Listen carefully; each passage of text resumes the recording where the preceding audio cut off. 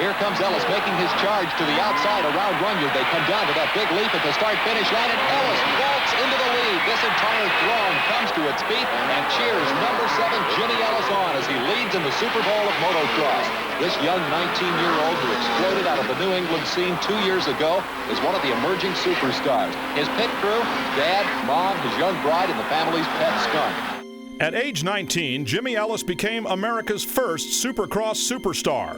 In 1975, he dominated the AMA Championship, winning all 4 races.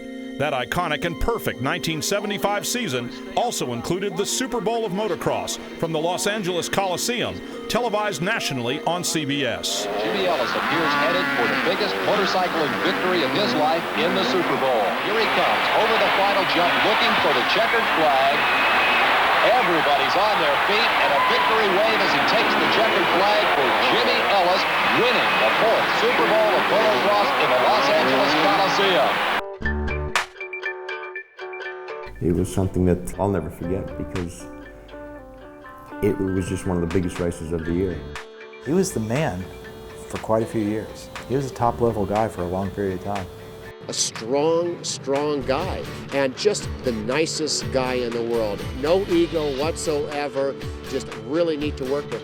And he'd get on a motorcycle, and I think that must have been his calling from the beginning. One of 5 children, Ellis grew up in Connecticut riding scrambles and enduro. He was the only kid who wanted to race, and in less than 10 years, he became the top rider in New England. 8 years old I started, and we were actually sitting at a McDonald's one day, and Dad says, we'll get you a bike and you can start racing. And I was so excited, and that Christmas I had a bike. Ellis's performance attracted the attention of Montreal-based Can-Am, and the growing factory team hired Ellis to race the national circuit. In 1974, riding the Works 250 Can-Am, Ellis finished 3rd in the 250cc AMA Motocross Championship with 2 overall wins. It, brings you over the bumps the right way, and it doesn't ever spit you off.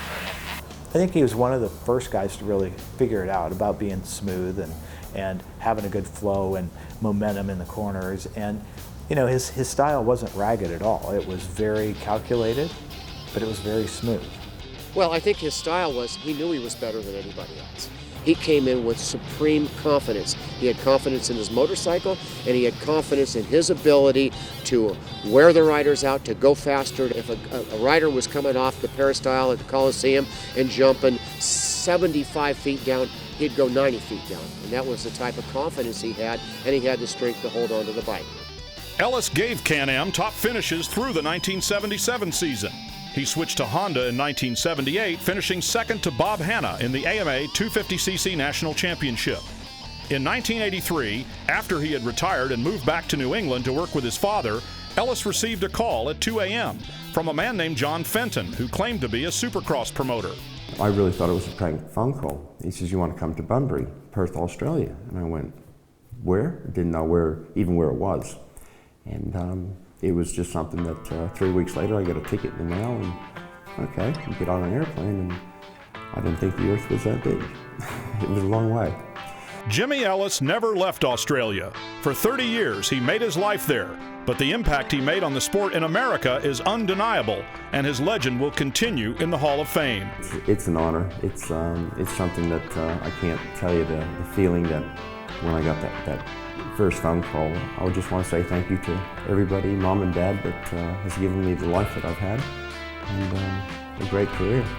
The AMA Motorcycle Hall of Fame is pleased to welcome to its ranks one of the first pioneers of Supercross racing in America, Jimmy Ellis.